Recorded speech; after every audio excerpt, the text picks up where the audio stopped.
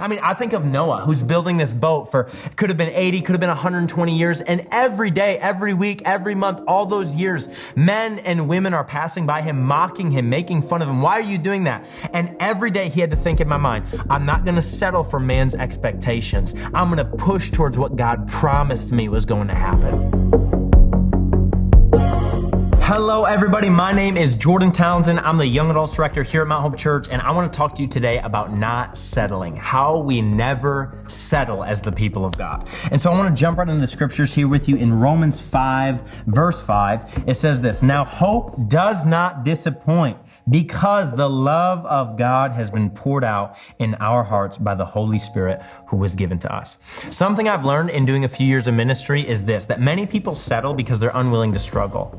What we'll do is we'll come into a hard situation, and instead of pushing against that hard situation with faith and belief that God is going to overcome that thing, it's easier to shrink back and settle to something lesser than what you originally believed in. And by the way, this only happens when our faith begins to dwindle in what the Lord can actually do.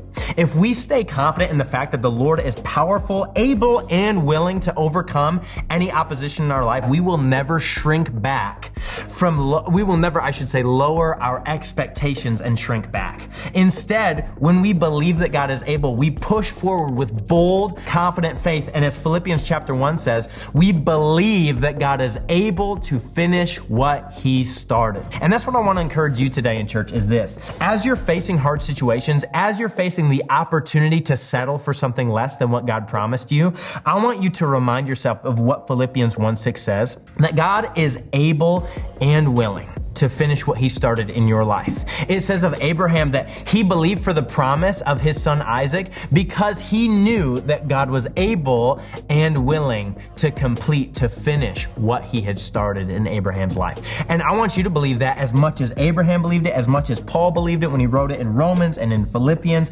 That is our inheritance. That is our portion, that we would live in such great faith that we would refuse to settle for anything less. I believe, church, that when we accept a settling mindset, when we think, well, it's never going to happen, I might as well give up now, God can't bring this to pass. When we accept living like that, we actually cheat the Lord out of what he wants to do in our lives and in our community. It's only by stepping into radical, bold faith that says, listen, I see this situation. I see that, wisdom would tell me that this isn't going to happen. All the good advice in my life is telling me this isn't going to happen. But man, I'm going to step in faith, not settle for anything less, but I'm going to push towards what God told me I was going to see. When we do that, we see the fullness of what could be.